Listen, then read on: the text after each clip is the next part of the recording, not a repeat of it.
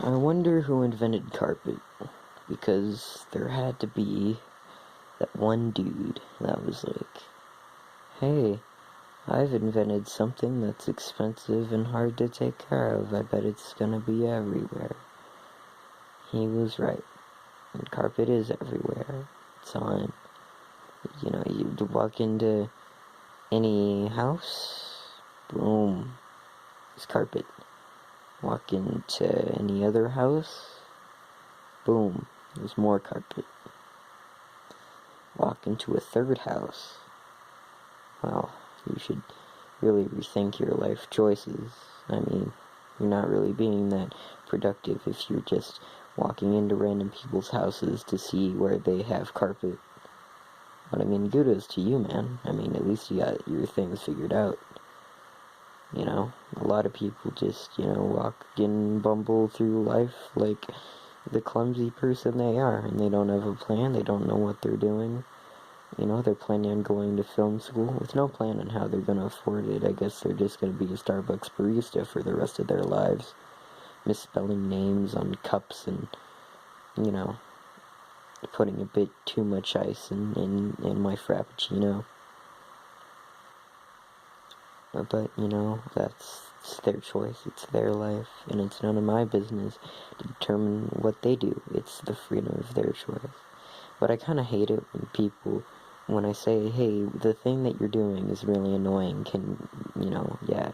they always say, 100% of the time, well, it's not your choice, and what I do, you don't control me, and I can do what I want. Well, at no point did I say you aren't allowed to do that, because I said it's annoying. All I said is that it's annoying. Now, you should be willing, you should always have the freedom to do what you want. If you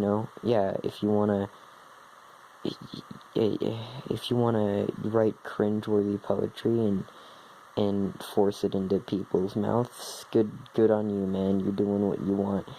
But I can control that, but at least know what impact your actions are having on other people's emotions. Know that what you're doing is annoying. Know that what you're doing is making people mad and irritating. And no one likes what you're doing. Everyone hates you because you don't care what other people think. You don't care, you don't care about anyone but yourself. And if you're doing something that's sucky, you don't care. And that's what makes you a bad person. It's what makes everyone a somewhat that's what separates the half-decent people from the good people and the great people. Because throughout history, the people who cared about others are the great political leaders. FDR, and again, I guess the Republicans are going to relent in saying that he was a good person, what he was. But yeah, FDR, Gandhi, Mother Teresa, all the popes, the guy who invented carpet, and,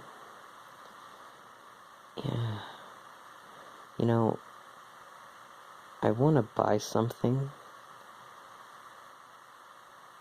from someone named Randy, because Randy is the most honest name. Because, I've never been ripped off by someone named Randy, probably because I've never bought something from Randy, but I bet if I did, I would be treated very fairly, and would have to pay just as much money as I was asked to pay. Very nice. I bet every guitar salesman is named Randy, and because every guitar salesman I've ever met have been the nicest people. They failed their tattoo shop. They failed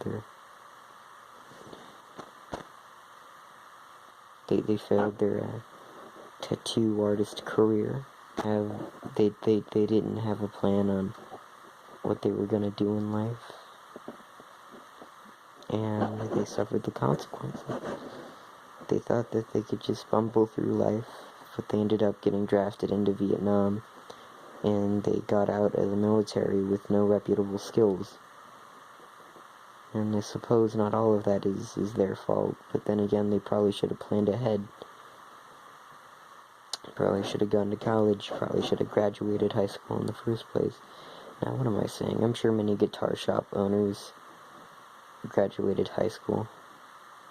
But I mean, really, if you have a PhD in, astrophysics, you're not running a guitar shop, are you?